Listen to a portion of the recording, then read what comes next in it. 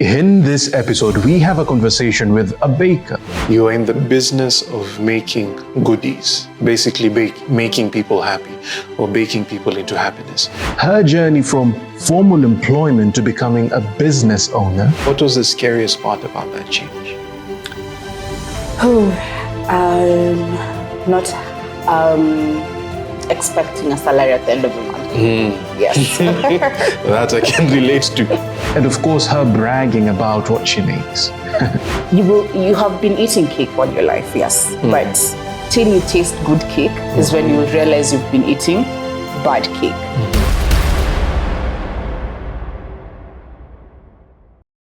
So you are in the business of making goodies, basically making people happy or baking people into happiness.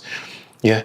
I remember a time when you started your business. Was it intentional for you to start it in the digital spaces? Yeah, at that particular time, I thought that is the only way I could work because I did have a physical space.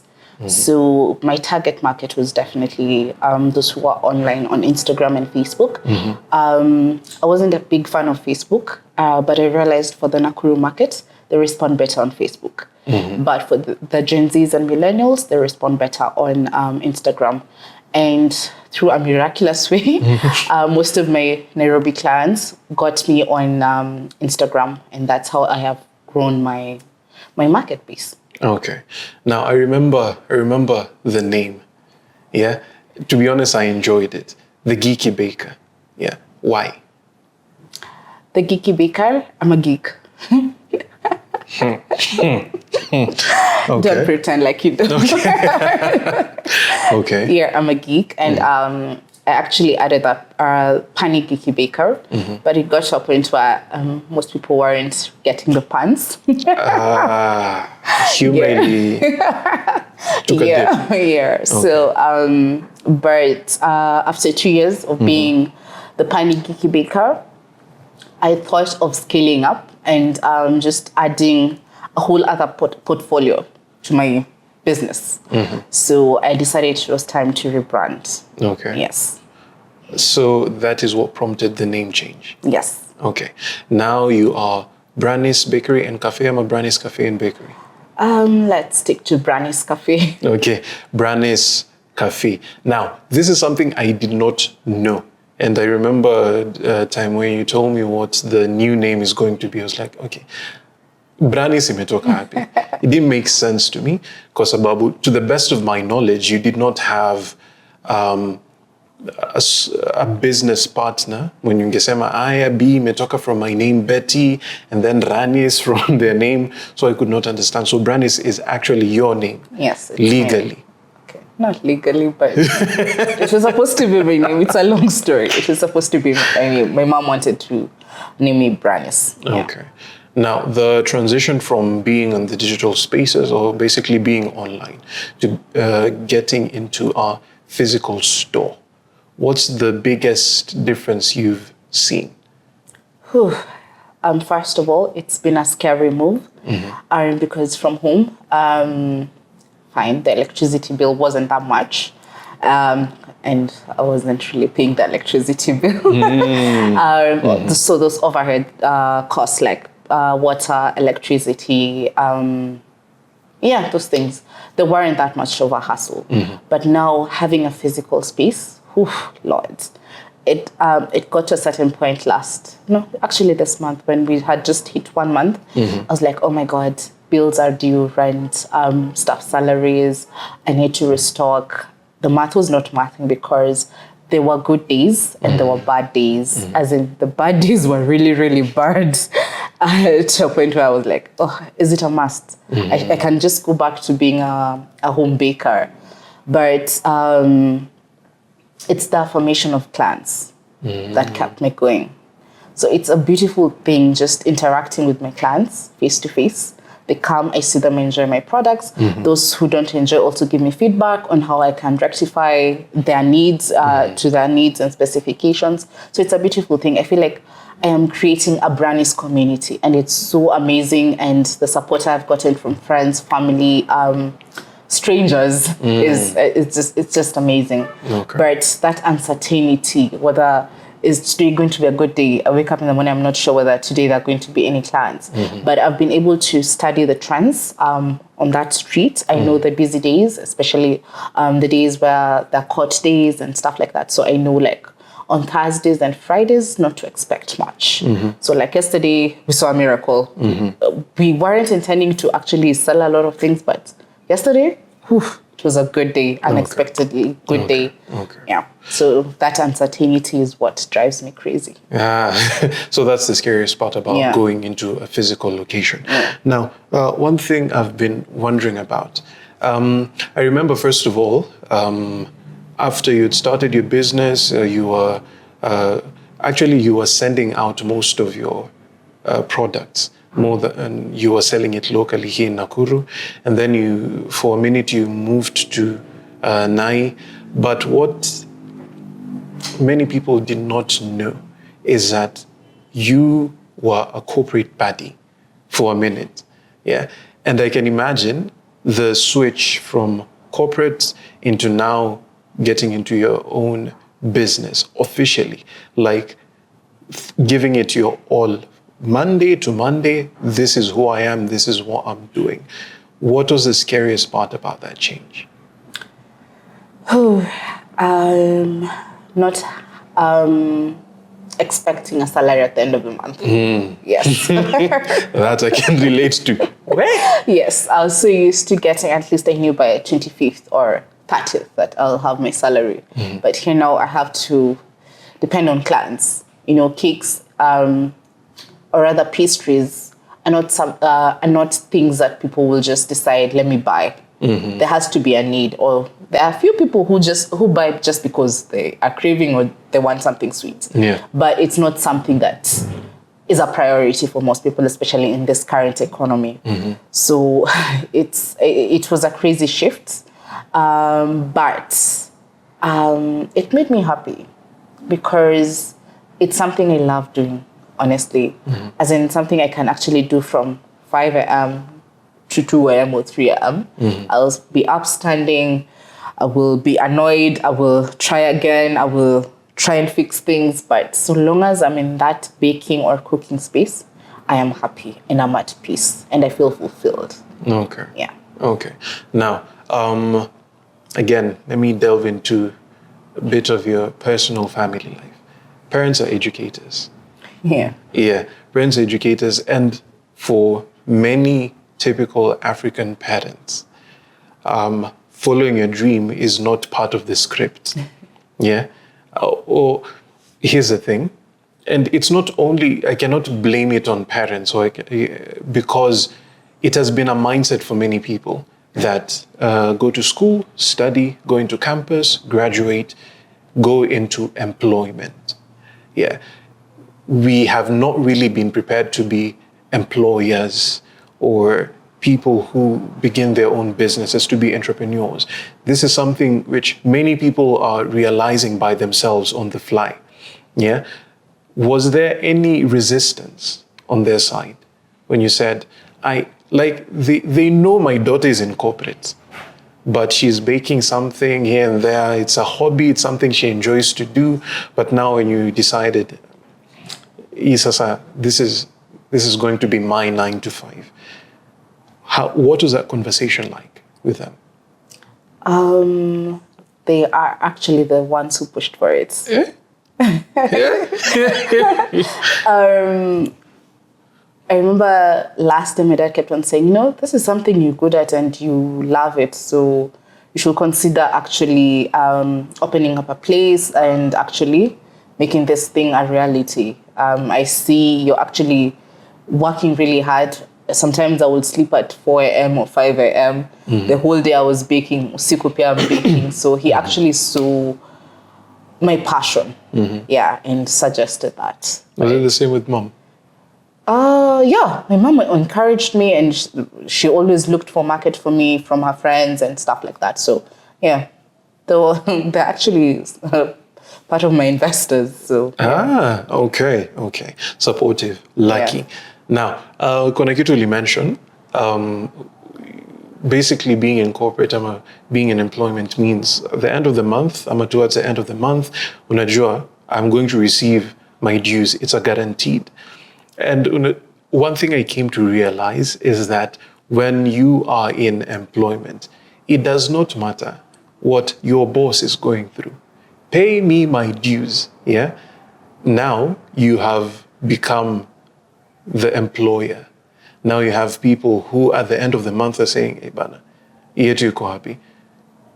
Is it a scary thought knowing that you're not only responsible for the business, you're also responsible for other human beings? It is extremely scary. And being an empath, I know they're going through stuff and they need money. And I'm like, oh my God, akina kosea hawa too. But the past 1.5 months, I've had amazing staff who are really understanding.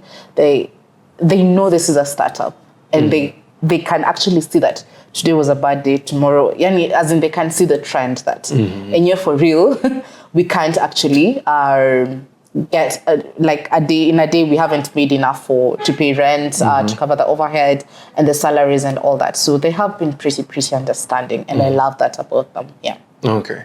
Now, unajua, when someone says I'm going into business, there are certain ideas zenye ako nazo. I remember when I first started Digital Connect, I thought, clients, day in, day out, they will never run out. So basically, I thought I would be rolling in money. Up until the business started, I was like, wait, this is the ghetto. First of all, convincing someone to receive this as a service is a struggle in itself. Yeah. Now, you're basically telling people, and this is, which we'll get into later, but this is a common, let me say, misconception about all types of pastries. You're basically telling people, come get diabetes. Yeah? And that is how many people will look at it. You're basically telling us, come eat and get diseases somewhere in the future so that you can basically build your dream. So there are very different beliefs people have when it comes to beginning a business. Now, what was your luxury belief that was proven wrong really quickly when you got into business? I'd say, of course, everyone thought, pastries will give you diabetes, will give you whatever, high blood pressure, whatever. Everyone was like, no, cakes are not healthy, bread is not healthy. But my dad has been on a health journey, and we have been supporting him. I think it's been like 10 or 15 years. I'm not too sure. And we've been supporting him. So we've sort of been living in following a healthy diet or something of the sort. So I love pastries, good pastries. Unfortunately, here in Kenya, So you took your chance. Fine, people bake good cakes, but a good cake. Like I remember Nora recently said that you have been eating cake all your life, yes, but till you taste good cake is when you realize you've been eating bad cake. You know, most times the cake lacks moisture. It's very dry. It's not crumbly. It's, you know, those two cakes from wherever. I don't want to bash people's whatever, but anyway, and most of the times they haven't used good or quality products. They'll probably use fats instead of healthy oils like coconut oil or sunflower oil, what else? Or real butter. So those are some of the things that I use, and I know how to balance them. Also, the type of sugar to use. Sometimes I don't even use sugar at all, especially for my the cakes that I make for my dad. I use other kinds of sweeteners like banana, orange, carrot, apple. So I don't use sugar. So I know how to actually make healthy pastries. And I also make wheatless pastries, like for his chapatis, his cakes. I don't use wheat flour. I use gluten-free flour. That when you eat that chapati, you won't even know that you're not eating chapati angano. It's still amazing. You won't even know the difference. You have the waffles or the cake. So it's not, I am different from the other bakers. I make healthy pastries. It's not a death sentence when you have diabetes or you have any other health-related challenge, or when you're just deciding to live a healthy life. At Unajinima pastries now, no. I can customize my pastries according to your health needs. Yeah. Okay. Now that sounds good, but is it something people respond to, number one? And does it affect the bottom line in terms of the prices of the pastries you sell? And what has the response been? Because normally there is a quote unquote standard price, yeah. But I'm assuming since you're taking these extra steps, then the price must be slightly higher, yeah. What has the response been to that slightly higher price, and do people understand the reason behind the slightly higher price? There have been so many people who inbox or DM me and ask, how much is a kg of cake? I send them my price list. Nah, chocolate. Yeah. You understand? So I figure, my nini is too expensive for them. But there are some, to me, they're like, okay, the gluten-free flour, use gluten-free flour. I'm like, yeah. So I tell them a kg goes for, I think, 4,000 or something of the sort. They're like, okay, fine, I need like 4 kgs. Then they don't mind at all. So as somebody who understands quality and has a specific need, they will pay for it. They'll understand the value and they will pay. And there are those who, they want quantity over quality. So they will say, my prices are too high, so they will go for a more affordable baker. And I understand every person has specific needs and they cannot go beyond what their pocket allows. Yeah. So, so far, so good. I've already identified a market, or rather, the market has identified me. Yes. Okay. So I usually get like almost 4, 5, 6 orders in a month for those specific healthy treats. Yeah. Okay. Both from the young ones to the older generation. Okay. Now, we've spoken a lot about your business. Allow me to delve a little deeper into your personal life. Now, you're in business. You're not only in business, you're in business as a woman. Before I even ask what I wanted to ask, is there someone who's watching there and saying, yeah, she's mine? When you're hungry? None that I'm aware of. Okay, so back to my question. You've gotten into business as a woman, and not only a woman, you've gotten into business as a single woman who has no kids, at least to the best of my knowledge, unless I'm a future Atukunje. Yeah? And I understand there is a lot of pressure, not only just being a woman in business, but being a single woman in business with no kids anywhere in the picture. And there's a path that someone is expected to follow. Now, you have decided, let me build my brand. You built your career. You built your resume in terms of your education. Now you're building your business. What has the pressure been like when it comes to people telling you, hey, Banasi, let's see little ones running around, yeah? Let's even see a dude hanging on your arm, or you hanging from their arm. Yeah, what has that pressure been like, and how do you deal with that?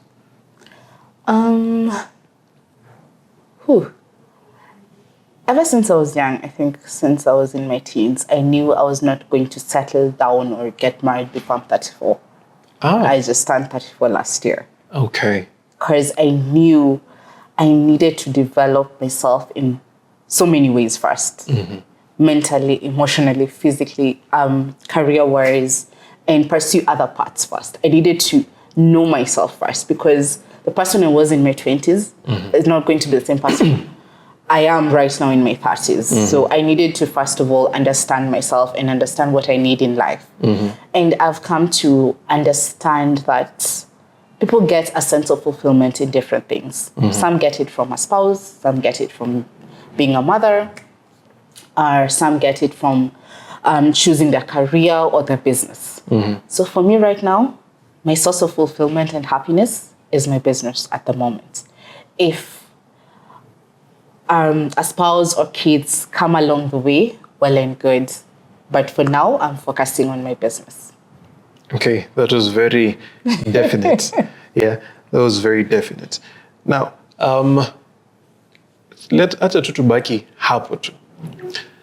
I would assume you're building a business, you're building your career, and that is your sole focus, which is well and good. But at the same time, I understand, at least for more people, I would assume you still have an active dating life.